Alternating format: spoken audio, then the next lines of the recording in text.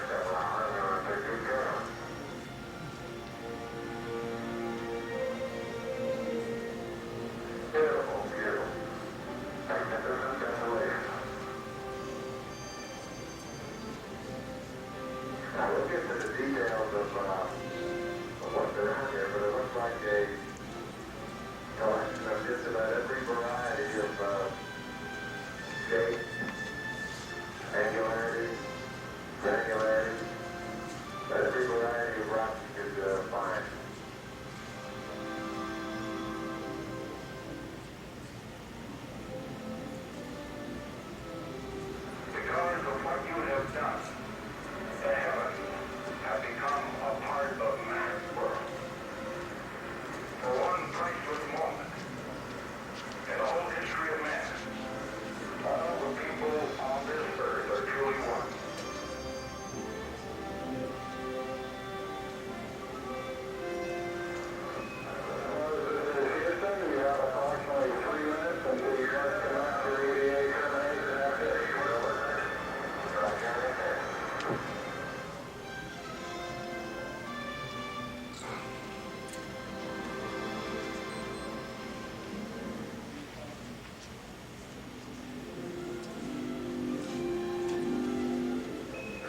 Aerospace, Houston. You're cleared for takeoff. You understand we're number one on the runway.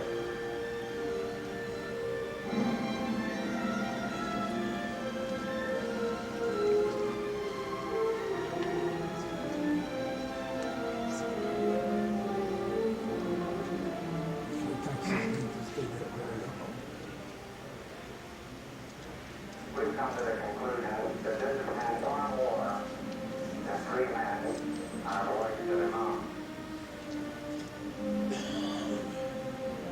More still than the efforts of our government and industry team. More even than the efforts of one nation.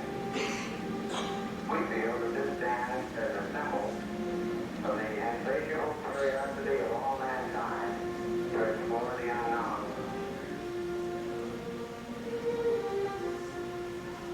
We set sail on this new sea because there is new knowledge to be gained and new rights to be won, and they must be won and used for the progress of all. We choose to go to the moon in this decade and do the other things, not because they are easy, but because they are hard. Because that challenge is one that we're willing to accept, one we are willing to postpone, and one we intend to win.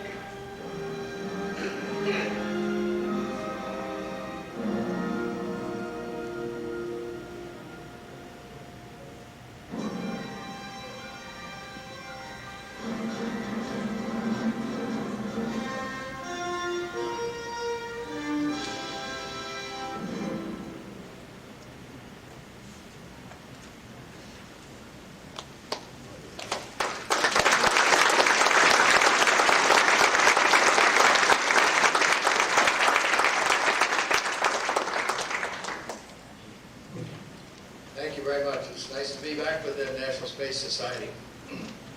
And for the younger ones here, this is my cousin. I taught him everything he knows. First thing I always do these days is, there's some of you that played a part in what enabled a few of us to just have a fantastic experience in our lives. And I want to thank those of you who played some part in it, and everyone has played a part in witnessing the fact that that did happen, and it had an impact on millions of lives around the world. And to me, that's really the reason why we do things like that, is because what people share. Sure, the rocks are important, what was said was important, the questions you answered, but the impact on people. We're a world full of people, and the lives of people are influenced and affected by what groups of us do. And to me, that particular event of going to the moon was one that had an impact on people's lives. Sure had an impact on my life. And I tried to do what I can to share what I learned from that, and what I think my talents are as best that I can, and it becomes sort of a hobby. And so far, the business aspect of that has not paid off all that much. But what it opens up is the ability to go around and make appearances. That earns a fairly healthy living. This book tour, I mentioned that, on the return, has given me a chance to get exposed to a number of people. In the middle of it, I've inserted a few things. I'm going to go to London tomorrow for something with the BBC. Earlier this week, came back from part of the tour for a wedding in Los Angeles, and then my wife and I went to Cincinnati. We had a few appearances there. We talked to Neil Armstrong and his wife Carol for about an hour or so. And then we went up to West Point. My class had nominated me, and a few others had nominated their classmates for a Distinguished Graduate Award. And I'll tell you,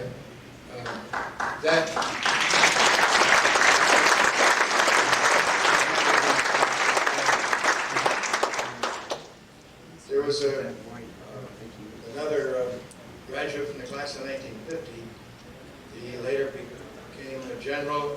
president of the Philippines. So he was on one side of me, a four-star general who commanded the forces in Iraq, and the whole Corps of Cadets marched by.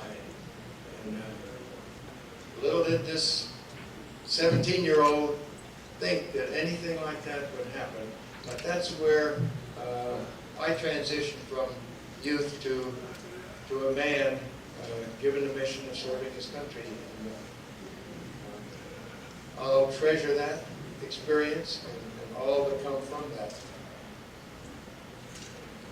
And a lot of things have opened up for me. My father was an aviation pioneer, and that sort of got me interested in aviation. I know we have a congressman here, and I have a plane to catch, and we may get to answer some questions, but I do want to tell you a little bit about what my job is now, and that's this story about people flying in the shuttle and a group of people who were teenagers during the time that the landings on the moon took place. And there was an older brother and a younger brother, about 11 years old, a younger brother, and there was a girl down the street, and the older brother had a competitor guy about his same age. And they went on to grow up and get involved with each other and with the aerospace business. The younger guy married the girl down the street. He became an astronaut, flew the shuttle 3 times, got involved in flying people. After he left NASA, he's flying people on executive, expedition travel to exotic places, and he learned a bit about that business. And I'm a member of Space Adventures, and I had that in mind when I introduced some of those things into the story. He marries the girl, and but then she got tired of all this traveling, and they split up. He had a son, Amos, and in the story he's about 11 years old. One day he got a call from somebody who is not mentioned in the book, but he was the head of the Share Space Foundation, and asked him to take over because of his experience. So he takes over, and things begin to open up. And before the book really starts, a journalist flies in space, and then a game show winner about 6 months later, pyramid to space. And then the PR coup of his life, the opportunity comes along to fly a celebrity, world-renowned sports figure, basketball player, NBA in Chicago. Initials are MJ. Anyway, Michael James flies in the shuttle. And we fictionalize a number of things. The 2 older guys become in charge of advanced programs for not Lockheed Martin, but Republic Wright. And the Skunk Works is Scorpion Shack. We relocated that in Arizona until John McCain dropped out, and then we made a last-minute switch, and it's in southern Texas. Now,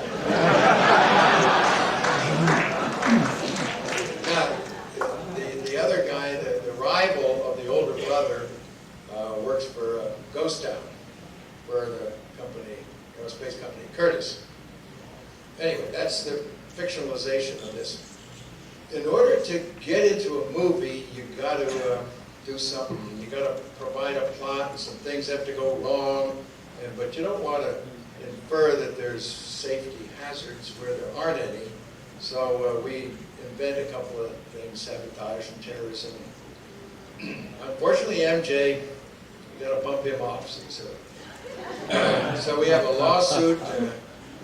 There's a mishap on board the shuttle, and he's killed, and so was someone else. They make an emergency landing at Easter Island.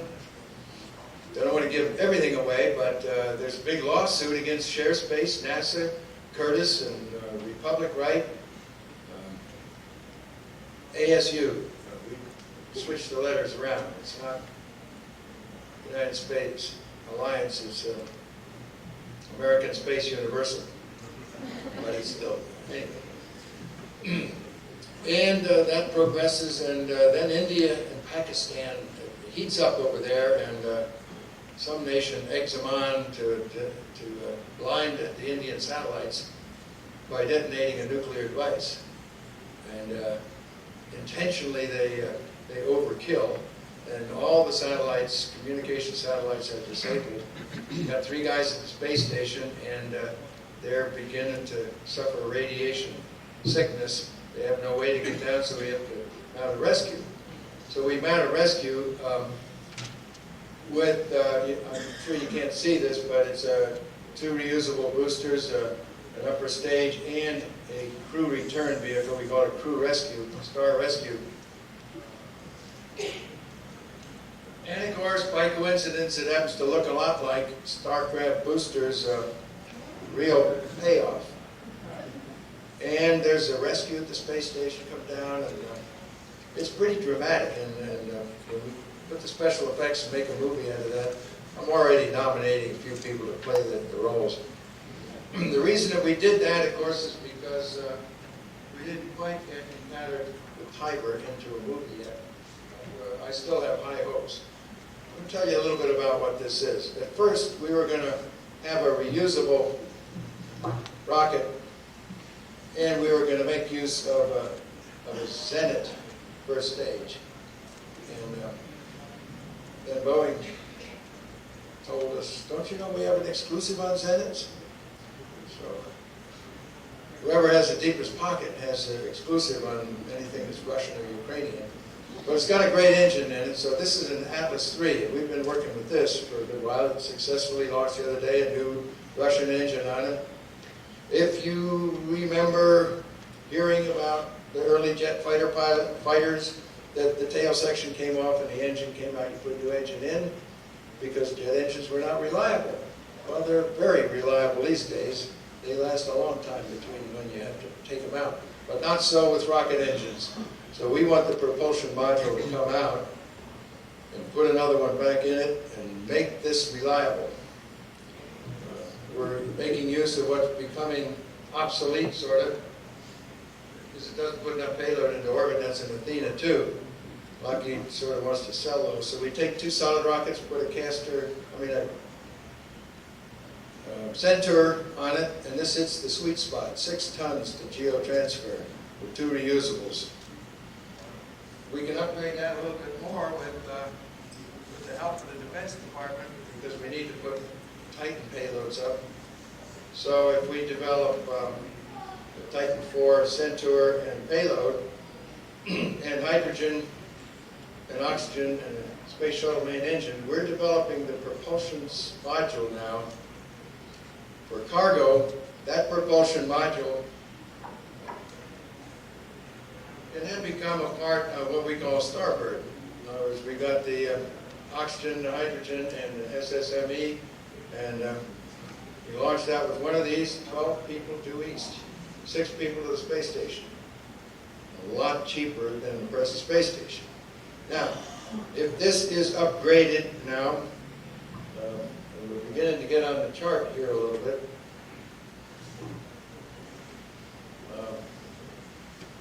What I've put up there are time periods. This is 2001, 2, 4, 6, 8.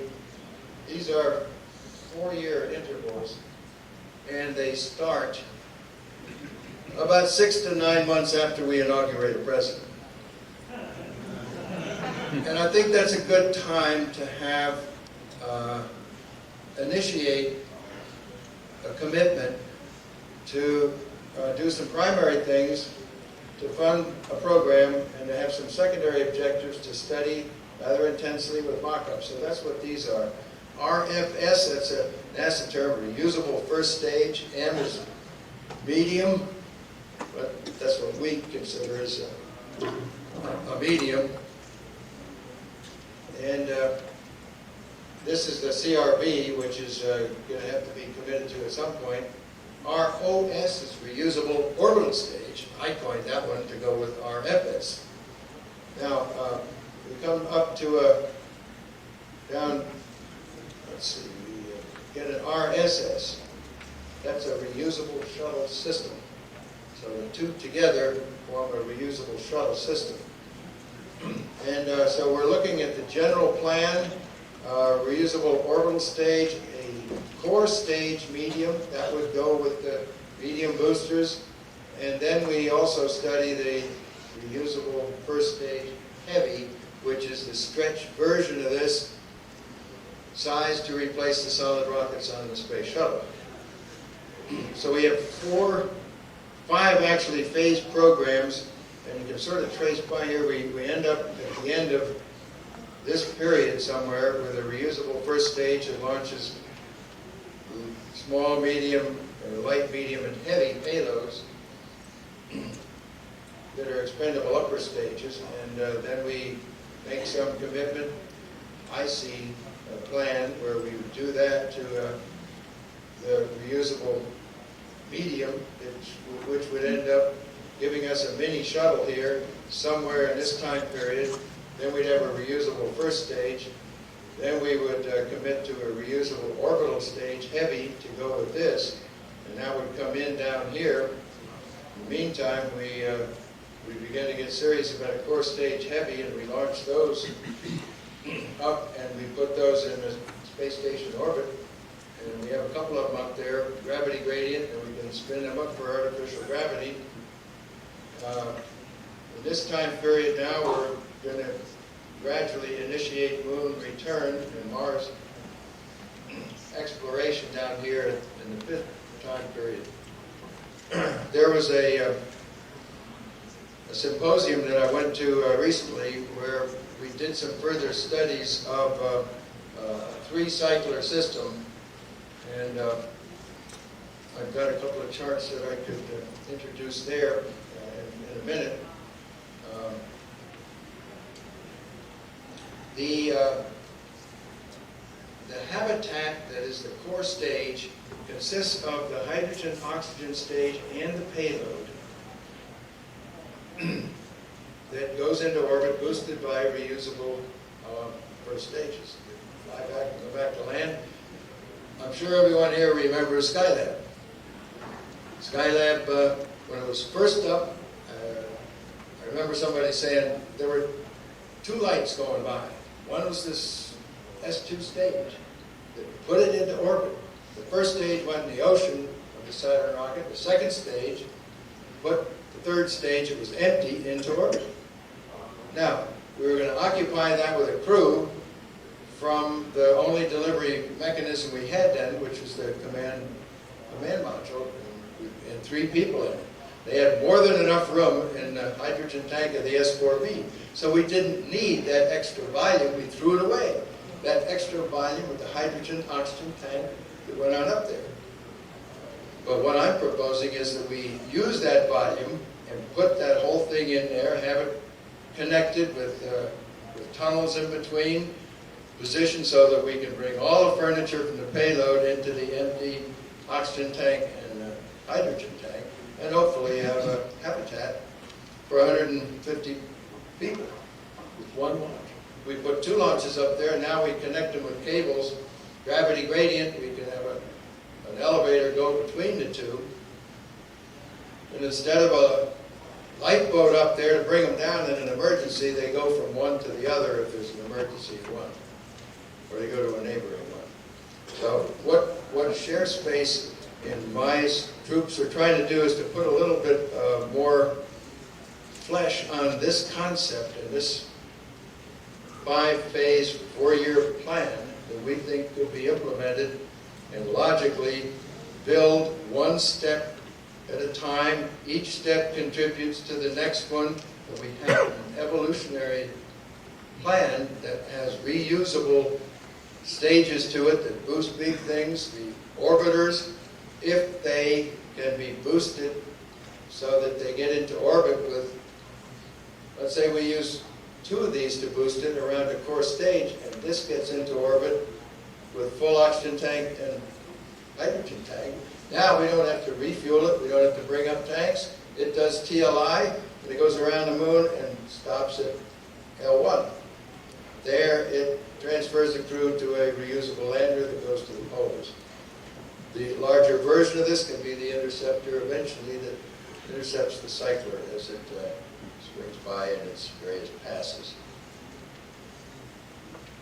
this is a system that I feel now has phases of implementation to it. And in addition to the little models that we have that take us so far, one of my next steps when I get through this book tour, as I do it, is to work with Mattel, some other company, and come up with a whole series of the different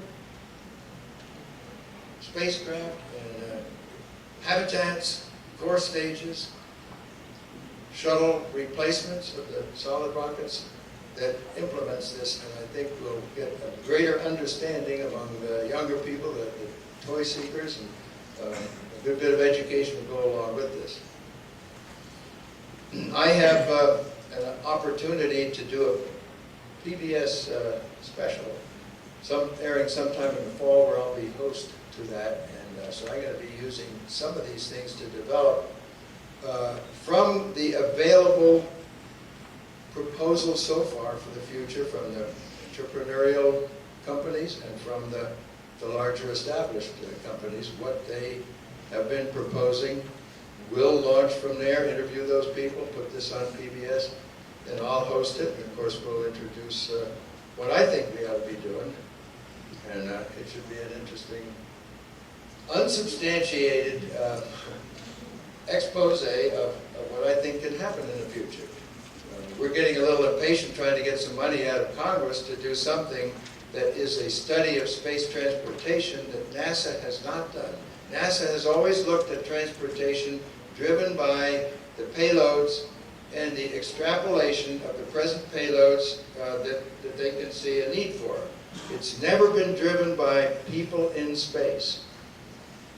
And that's why I think that when we have the high flight rates that are needed to turn a profit for a space adventure travel business, we'll have a high flight rate, we'll have the demands for the size, the volume of launch, and at the same time, I'm convinced that these systems, the shuttle replacement systems, crew and cargo, and crew only, and then the habitats, are the kind of systems that NASA really needs to be able to return to the moon appropriately and to be able to set the stage with the systems to be able to go to Mars.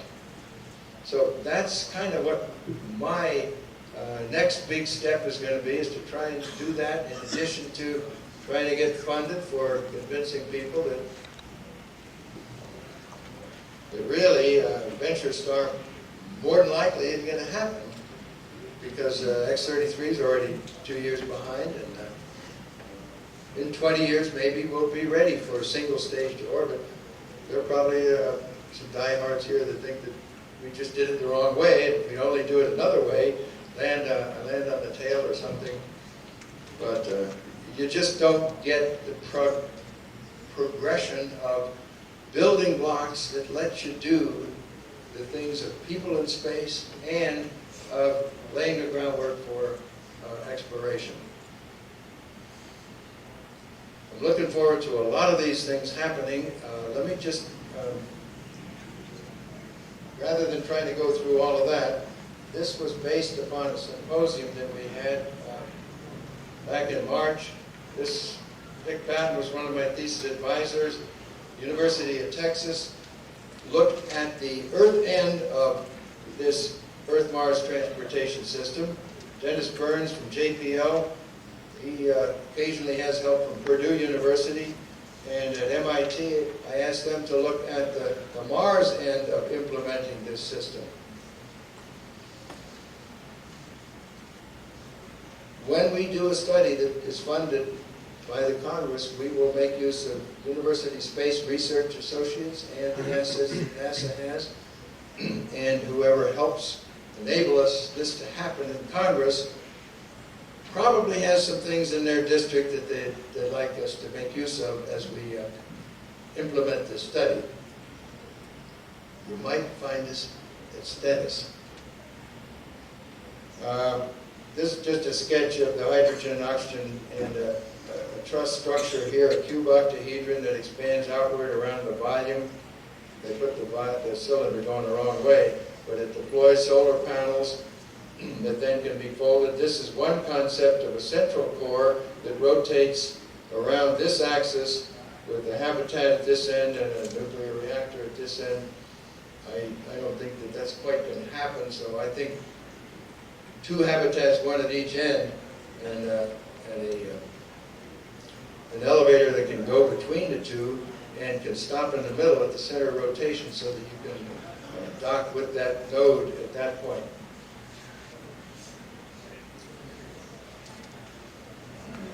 The elevator. What the three-cycler system really does, it's in a loose orbit at Mars, and it leaves at an appropriate time on about a 6-month trajectory. I think we can decrease that to about 5 months. Then, for 4 successive revolutions of the Earth, it goes either out of plane with the orbit of the Earth, or it goes into a period where it keeps coming back to the same point. 1 year, 2 years, 3 or 4 years later, then it swings by and goes back. So at any one opposition period, when it's optimum to go between Earth and Mars, there's one coming back, one going to Mars, and there's one of them cycling back and forth, going through overhaul, upgrading, visits by people. We change out the heat shields on entry vehicles, refuel things, and get ready to go when it swings by. This gives us the good transfer time. It just so happens, if you look real close, you're not going to see these, but these V infinities, minimum Mars arrival delta V's, that's pretty low. These are kilometers a second. And the flybys, it happens that if you launch one leaving the Earth in 2018 in June, just so happens you arrive at Mars December 24th, 2018, 50 years from the time Apollo 8 reached the moon. I put that in my, because it happens to work out pretty well. Now, this cycler here is going to have to be cycling around Earth for a while with this velocity getting upgraded. Then it launches, then cycler 2 does, then 3, then 1 comes back, and so forth. We've run this all the way up to 2050 and that sort of thing. I think that's all we have. Maybe I can answer a question or two, and then I have to sort of run off to catch an airplane, and I've kept Congressman Colby waiting long enough. I'd love to listen to hear him. Right over here, please. You get all over the world to talk to people. Where can songs The most enthusiasm. Well, I haven't been all over the world doing this to sense their enthusiasm.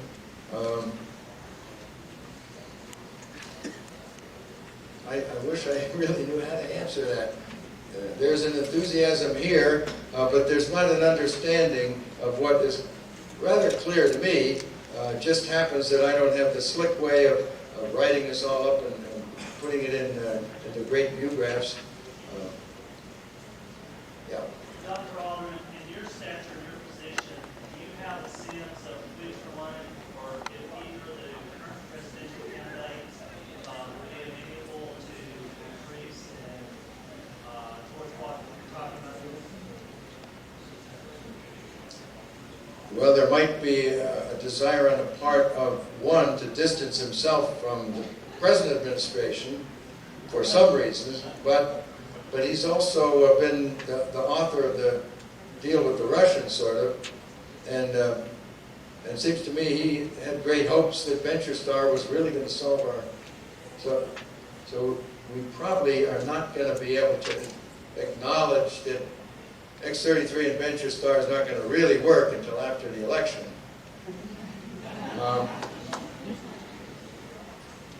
I don't know. I'm trying to work with both, but I think, you know, President Bush, on the 20th anniversary of our reaching the moon on the steps of the Smithsonian, said that he felt we should complete the space station in the next century, return to the moon, this time for keeps, and then missions to Mars. But he hadn't worked it out with the Congress, so the Congress was sort of confrontational about anything that was proposed. And the cost wasn't that well defined, and so we didn't get very far with the 90-day study supporting that. We may want to reopen that issue with a good bit more enlightenment as to how to do this in a phased way. We've learned an awful lot since those times. I just don't think that there's going to be a political decision to go back to the moon or to go to Mars until we start making access to space cheaper. And I think you're going to do that with the reusability that must come with people going into space. It doesn't have to come when one branch of our government has subsidized the two biggest aerospace companies to build expendable rockets, the Atlas V and the Delta IV. They don't want competition. They just as soon hang around dumping them in the ocean for the next 20 years. So they may want to study flyback boosters for the shuttle or demonstrators or things that may not really work. And they'll wait around and they'll throw away Deltas and Atlases for a long time. And that's why we're having a little trouble breaking into this setup. Yeah.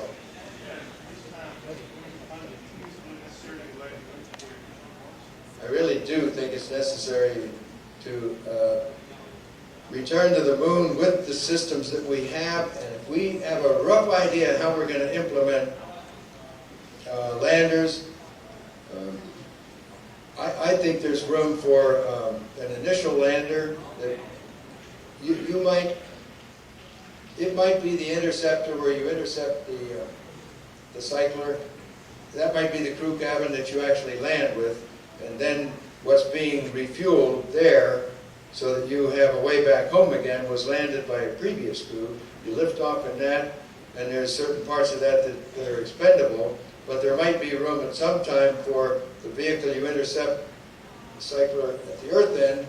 It goes around and it comes back and you land on a runway when you come back.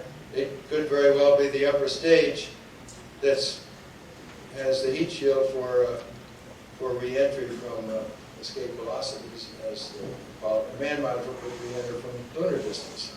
So I think there may be two phases of Mars activity, and I'm pretty sure there are two phases of lunar activity. One is you kind of go direct with a small capsule that you may want to always have at the moon as a lifeboat at L1 to come direct back to Earth and land with a parafoil, an upgraded CRV that can return from not just Earth orbit, but can return from lunar distance. You may want to land directly with something like that and come back before you do the more sophisticated taking one of these vehicles to L1 and then have a reusable lander that goes back and forth from there. But those options, I think, are the ones that we ought to be looking at, and I really do think that we need to establish a capability of going to and from the moon. The tourism hotels, once we get several of them in Earth orbit, it's not that big a deal to put one of them on a lunar cycling orbit, and the tourist gets on that one and goes around. That's not that advantageous a system if your purpose is going from the surface of the Earth to the surface of the moon. You have a question?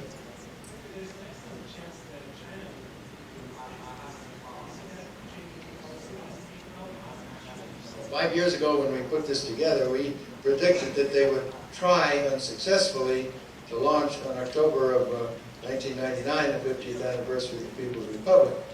They weren't quite able to put it together, but I think there certainly is a desire on their part to take whatever technology they can get from the Russians, and to, maybe for the same reason that the Russian space program initially wanted to do the things that they do, to convince their people that their system was better than, and that the next century was going to be the century of China. They may want to do that also with whatever technology they can get. They seem to have made, over there in China, some statements about wanting to have astronauts eventually reach the moon. And that's possible. I really think the Russians want to be first to Mars. Or at least be equal partners, as long as we can pay for it and build the rocket. They're very good negotiators. They've negotiated themselves into a critical position, and if fuel doesn't get up there, the station comes down, unless we pay a lot more. And I don't know how we could have gotten ourselves into that position, where we're sitting there waiting for one of their modules to get up there. One more, I think. Yes? Other than the words from the established pharmaceutical companies, what other obstacles do you see trying to implement your plan? How do you think you can overcome those obstacles? I'm afraid that NASA has the position that they shouldn't be in the tourism business. I think they should. I think the U.S. government should help that industry get started in a joint partnership with the development of the necessary tools to bring it about. It's not going to happen by the private sector doing it by itself. There's no way you can get investment with that long a payoff. It just won't happen. And I don't think the next generation shuttle is going to be built just with private money. It's going to have to be partnership, or it's going to be on the shoestring somehow. The government, to go back in history, came up with a Homestead Act to open up the west part of the country. They subsidized the railroads and helped the railroads to take people out there. They helped the aviation industry get out of the barnstorming business by easing them into taking the airmail, which gave them the discipline to then have an airline industry. ComSat was a sort of a partnership that got things going. It just isn't going to quite work in the launch business. Taking people in space may be a nuisance to the bureaucracy that's running the astronaut office and the present shuttle system. It just doesn't fit in. But I think the example of John Glenn flying, and the media could see a story, I think everyone else could too, someone who deserved a chance to do that again, and the sense of response that I think the American people had to that is indicative of their, in a vicarious way, being along on the flight, and if he can do it, why can't I do it? We either are going to open up low Earth orbit, orbital flight to people, or not. And that decision could be influenced a significant amount by the steps that we take for defining the next generation shuttle. And I think it's important enough that maybe you don't say, this is the next generation shuttle, let's go build it. I think you can build it in phases, have a medium-sized that demonstrates what it is you really want to do. As long as that one pays for itself, does the job, and you know how to stretch it 150%, put some more engines in it, and then have something that keeps the present shuttle going safer than solid rockets do. And that same reusable booster that replaces the solid rockets is the reusable first stage for the next generation shuttle. You don't have to be a rocket scientist to see that there is a path of evolution. Single stage that's got a cargo bay that's smaller than the shuttle's cargo bay isn't going to build things in space. Look at what 60 feet gives us in terms of how long it takes us to build something for 6 people as a laboratory. But I think there are better ways, and I think we had it within our grasp with Skylab, and we threw it away. And those kind of ways can be done and can be rejuvenated, and those guys were pretty smart then. Thank you very much for listening. Thank you for all. Thank you, guys.